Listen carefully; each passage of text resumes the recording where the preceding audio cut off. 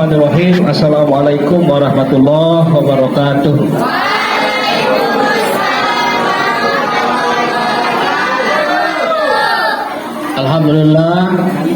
Alhamdulillahirabbil alamin wassalatu wassalamu ala asyrafil anbiya'i wal mursalin sayyidina wa maulana Muhammadin wa ala alihi wa sahbihi ajmain.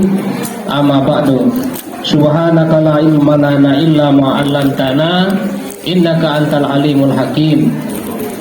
Yang saya hormati Bapak Kepala Madrasah, antara adik-adik ini yang boleh menikah sekarang ini, ya, dari sisi umurnya, ya. Kenapa dibatasi umurnya untuk menikah? Karena banyak alasan, ya. Alasan medisnya bagi adik-adik yang perempuan, mungkin kalau menikah terlalu dini alat reproduksinya belum siap untuk menikah, ya. Kemudian belum siap untuk memelihara anaknya, belum bersiap dan belum siap untuk mengandung dan seterusnya. Itu sudah bisa dilaporkan ke polisi. Sudah merupakan perbuatan pidana. Jadi kalau ada adik-adik menikah nanti di umur 14 tahun, maka yang menikahkan walinya, saksinya, ataupun penghulunya itu bisa dilaporkan karena itu perbuatan pidana. Hati-hati, ya. Jadi saya tidak menakut-nakuti, ya. Jadi saya tidak menakut-nakuti adik-adik nanti kalau menikah bapaknya dipidana, tidak menakut-nakuti. Tapi itulah kenyataannya, bahwa kalau menikah di bawah umur, bapaknya siapapun yang berani menjadi wali itu bisa dilaporkan ke pihak berwajib, ke polisi. Mau adik-adik bapaknya dilaporkan ke polisi? Jadi tentu kita tidak mau, ya. Itu satu. Yang kemudian selanjutnya, adik-adik ini kan punya harapan, punya minimal kita punya bayangan mau ngapain setelah selesai sekolah, ya. Ada yang punya cita-cita? Siapa punya cita-cita? Oke, coba tunjukkan kepada saya siapa yang perempuan, apa cita-citanya? Presiden.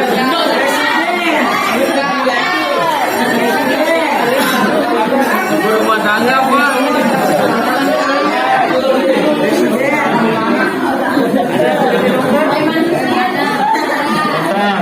Ada yang mau jadi guru? Ada yang mau jadi dosen?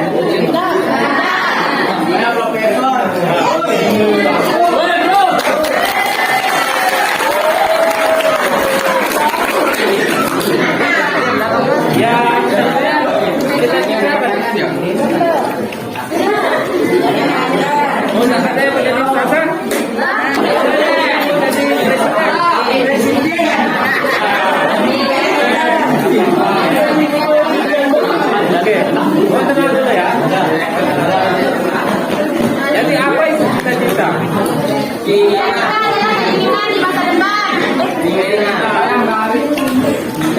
Apa bedanya keinginan dan cita-cita?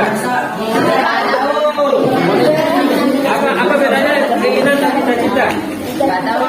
Kalau hari ini adik pulang pengen makan rujak, apa cita-cita? Tapi kalau cita-cita, keinginan itu yang sesuatu yang kita harapkan itu terjadi dalam jangka panjang, tidak terjadi besok lusa, tetapi terjadi dalam hidup kita, rentang waktunya panjang. Adik-adik kita bisa memapping kehidupannya setelah tamat senalia mau ngapain, ya. Yang laki-laki akan menjadi bapak, yang perempuan akan menjadi. Cuma masalahnya ada saatnya yang tepat untuk menjadi bapak dan ada saatnya menjadi ibu. Jangan terlalu cepat, ya. Itu yang penting yang belum adik-adik mengetahui, ya. Kemudian selanjutnya, pernikahan ini adik-adik, pernikahan itu pada dasarnya adalah suatu perbuatan ya, suatu perbuatan. Jadi namanya perbuatan itu tidak semua perbuatan yang masuk dalam kategori perbuatan. Ya.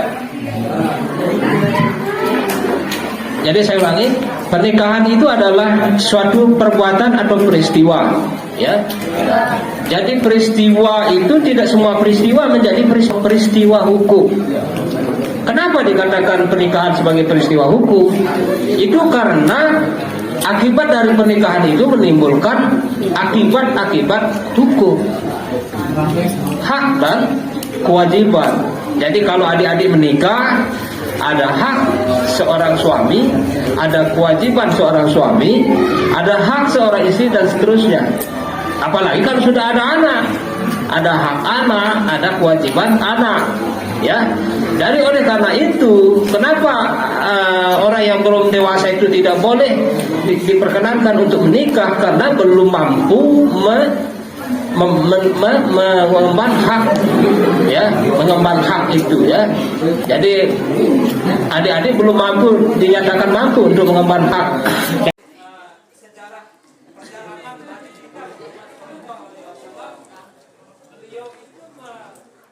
Mengajarkan kepada kita bahwa pada umurnya yang 40 tahun di bawah itu dia sudah menjadi sukses, ya, dia sudah cukup berkembang.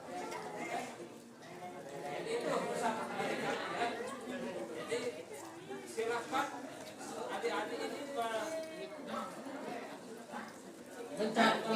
menggapai cita-citanya setinggi mungkin, ya. Jangan sampai cita-citanya menjadi ibu rumah tangga. Ya.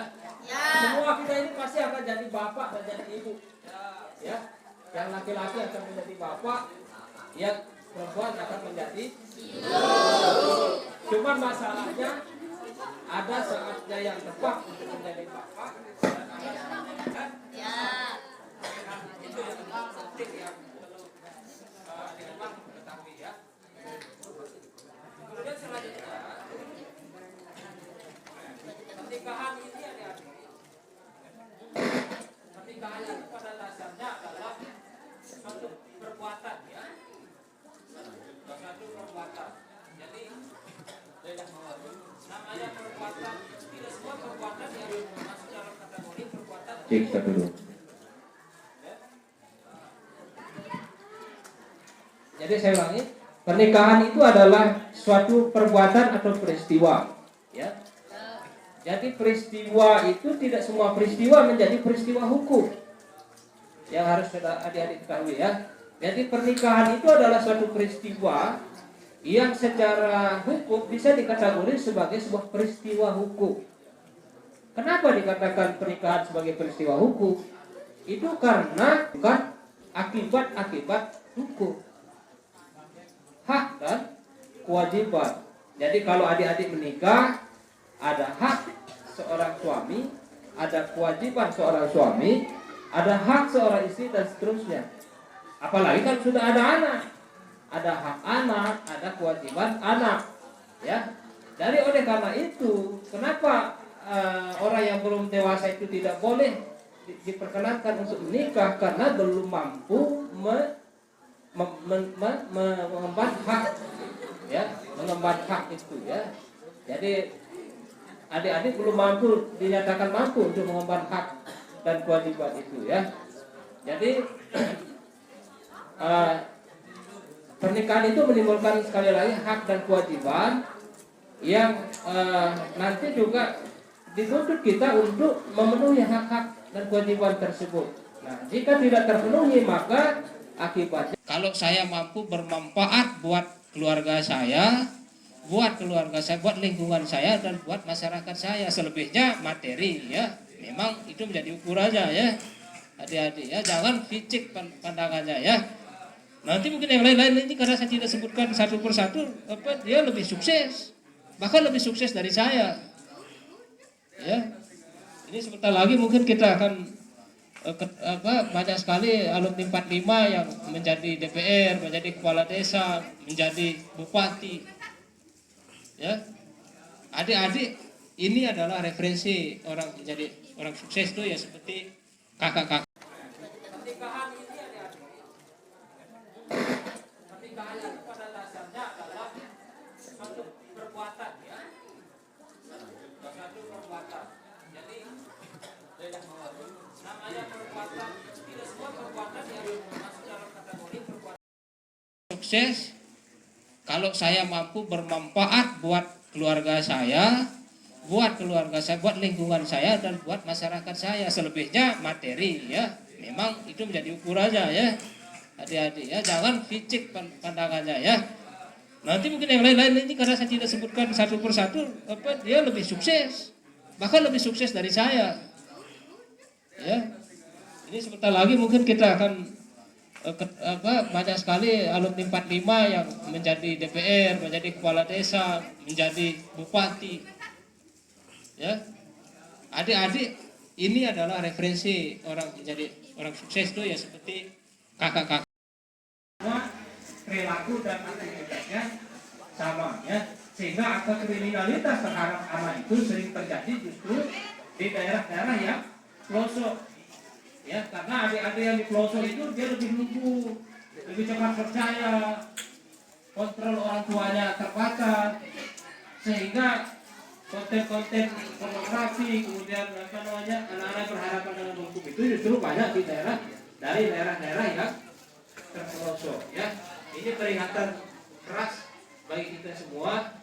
Satu sisi memang kita harus menggunakan media sosial secara bijak. Ya.